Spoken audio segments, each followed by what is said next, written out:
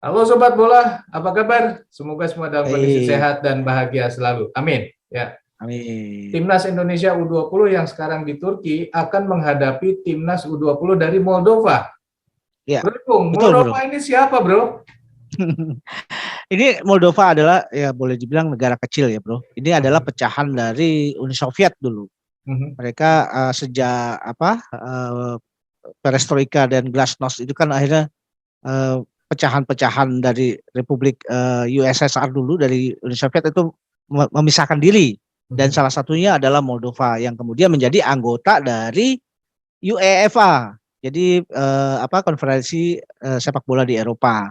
Mhm. Nah, karena ya boleh dibilang sumber dayanya juga tidak terlalu besar di bidang olahraga dan kompetisinya juga bukanlah kompetisi yang sangat kompetitif. Akhirnya juga Moldova boleh dibilang prestasinya di Eropa, nah ya sekitar begitu-begitu aja. Hmm. Bahkan kalau kita melihat peringkat Eropanya Moldova itu jauh di bawah Turki. Peringkat Oh. Eropanya Turki itu kan ada di peringkat ke-12. Sedangkan Mhm. Moldova dari 53 negara Eropa dia ada di peringkat ke-47. Wah. Jadi kalau kita melihat perimbangan bagaimana Indonesia melawan tim yang peringkat 12 Eropa masih bisa mengimbangi, rasanya untuk pertandingan melawan Moldova kita akan bisa unggul. Itu harusnya Mhm. seperti itu ya, Bro. Mhm. Gitu. Mhm. Hmm.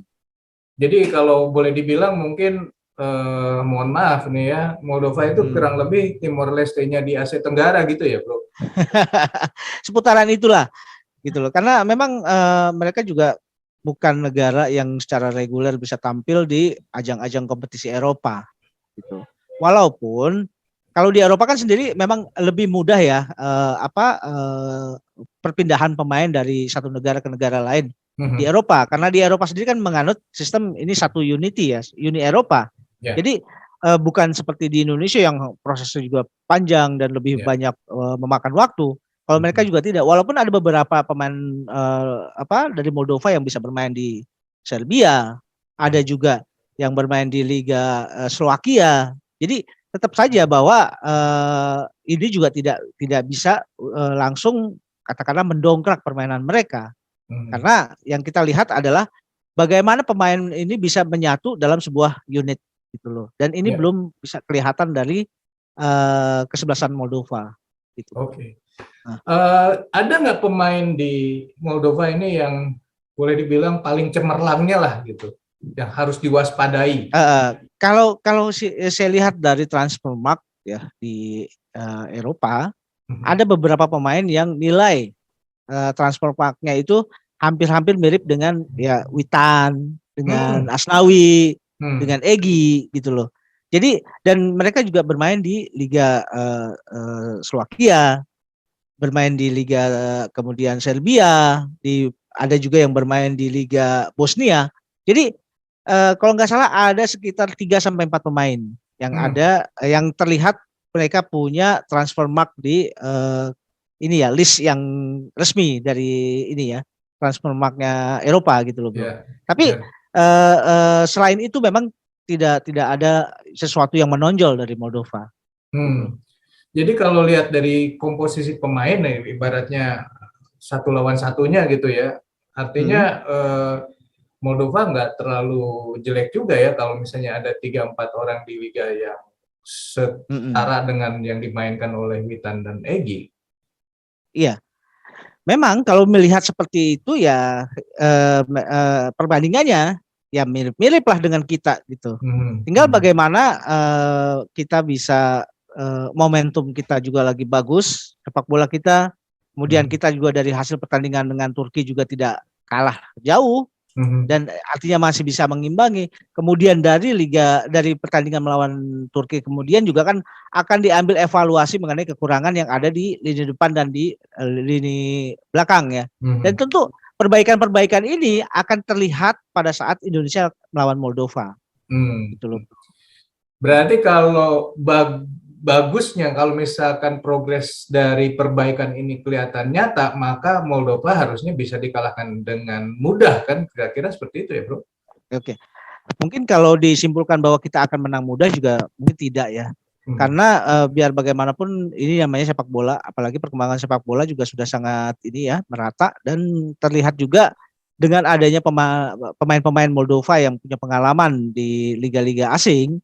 Saya rasa mungkin Indonesia akan mendapatkan hasil yang positif, bisa menang, tapi tidak dengan angka-angka yang besar gitu loh. Dan yang kita harapkan sekali sih sebetulnya bukan menang atau kalah, tapi bagaimana hasil evaluasi dari pertandingan melawan Turki itu bisa berbenah gitu loh.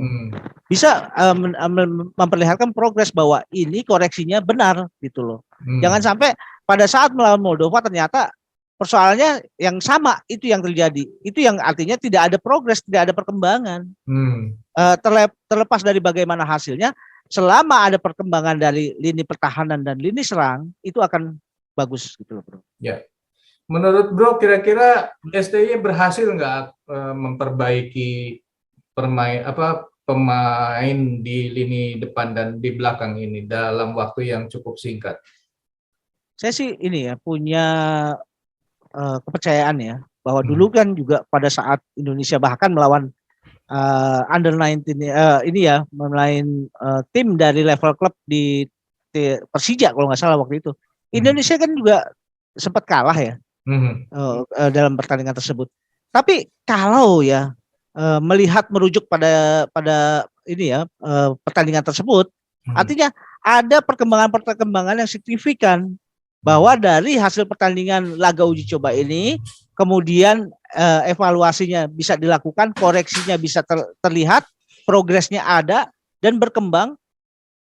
Dan puncaknya adalah pada saat kompetisi yang sebenarnya berjalan, gitu loh, bro. Oke, Sobat Bola, itulah obrolan sedikit mengenai kira-kira seperti apa laga Timnas Indonesia U20 melawan Timnas Moldova U20 yang akan berlangsung pada tanggal 1 dan tanggal 4 dan konon akan disiarkan secara langsung di salah satu TV swasta nasional. Kita ikuti nanti, dan menurut Sobat sendiri kira-kira bagaimana nih laganya? Kira-kira apakah evaluasi yang STY lakukan, perbaikan yang di STY lakukan terhadap lini depan dan lini belakang itu akan berkembang di laga Indonesia melawan Moldova nanti? Silakan tulis di kolom komentar. Saya kira sekian dulu obrolan kita lanjut di video yang akan datang. Sampai jumpa. Bye. Oke, thank you, bro.